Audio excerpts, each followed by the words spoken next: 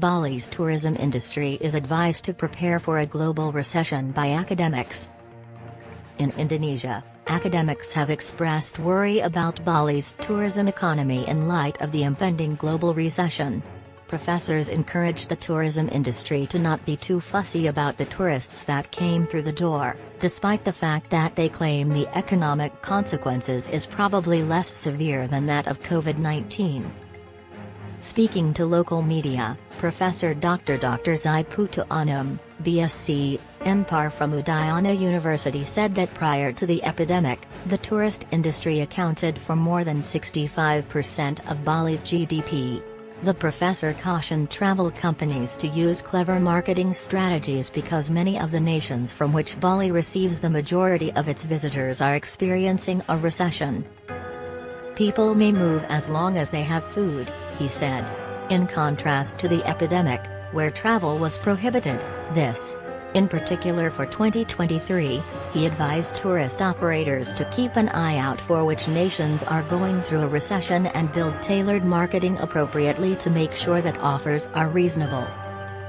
The Association of Indonesian Tourism Intellectuals in Bali is also led by Professor Anum. He advised tour operators to pay attention to nations that are less affected by the global recession and tailor their campaigns to appeal to such groups. In essence, Professor Anum is urging Bali's tourist industry to step up its marketing efforts so that advertisements are targeted and generate a lot of talk.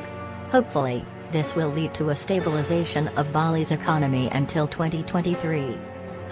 Professor Anum said the four main nations, hopefully not a recession, when asked what would be most advantageous for visitors from Australia, India, Japan, and China. The economy is still around. We shouldn't be rigid in our selection of expensive tourist types. The term of commerce, company, embrace it no matter how modest it is. He thinks that the tourist industry should have lofty goals but refrain from biting off its own hand. Budget-conscious tourists and domestic tourism revenue are important considerations for the next year. The multiplayer impact that the tourist sector has on the island's economy, he added, makes it necessary for it to operate wisely. Other sectors of the labor economy, such as agriculture, transportation, and others, are all impacted by tourism.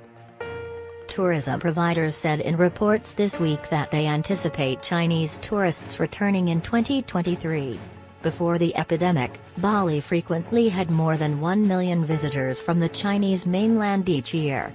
Many Bali tourist businesses are betting that travel from China will resume in the coming months despite the fact that direct flights are currently on hold and that Chinese residents are subject to travel restrictions. Officials in Bali are optimistic that the momentum started in 2022 will continue into 2023 despite predictions of a global recession, the cost of living problem affecting several nations globally, and rising gasoline prices.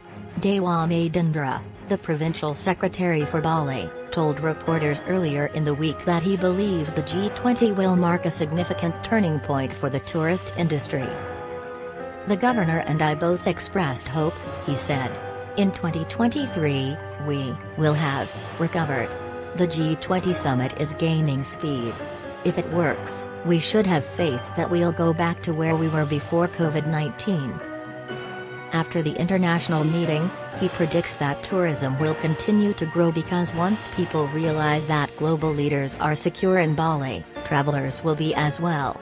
Like Professor Anum, Indra discussed the value of advancement. He shared with reporters his opinion that everyone in Bali should work to make the G20 summit a success in order to take advantage of the free advertising it delivers.